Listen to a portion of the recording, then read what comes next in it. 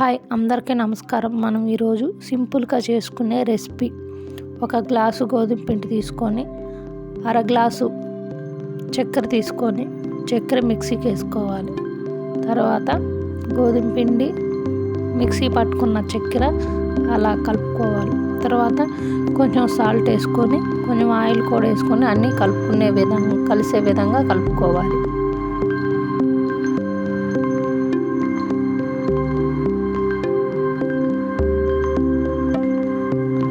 అలా కలుపుకుంటూ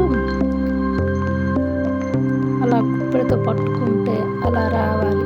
రాకపోతే మీకు కొంచెం ఆయిల్ తగ్గిందని కొంచెం ఆయిల్ వేసుకొని కలుపుకుంటే సరిపోతుంది. తర్వాత పెరుగు వేసుకొని కొంచెం కలుపుకోవాలి అన్నీ కలిసే విధంగా.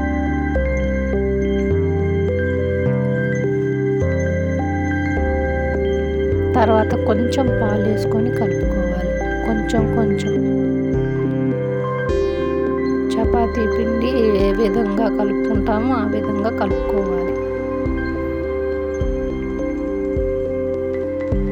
తర్వాత ఒక 10 నిమిషాలు నానబెట్టుకోవాలి.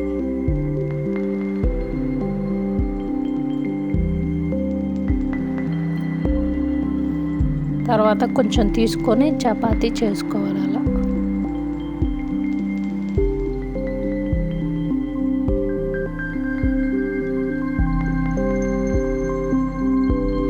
అలాగా అలా తీసుకొని ఒక ప్లేట్ తీసుకున్న తర్వాత ఆ విధంగా అలా మధ్యలో మీడియంలో పట్టుకున్న తర్వాత అలా అంటించినాక మళ్ళీ కింద ఇలా అంటే సరిపోతుంది.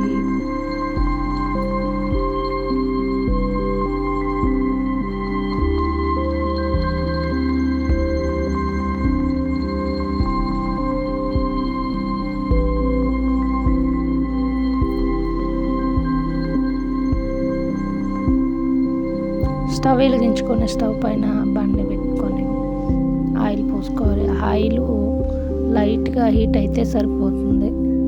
ఒక్కొక్కటి ఆయిల్లో వేసుకోవాలి. స్టవ్ సిమ్లోనే ఉంచుకొని కుక్ చేసుకోవాలి.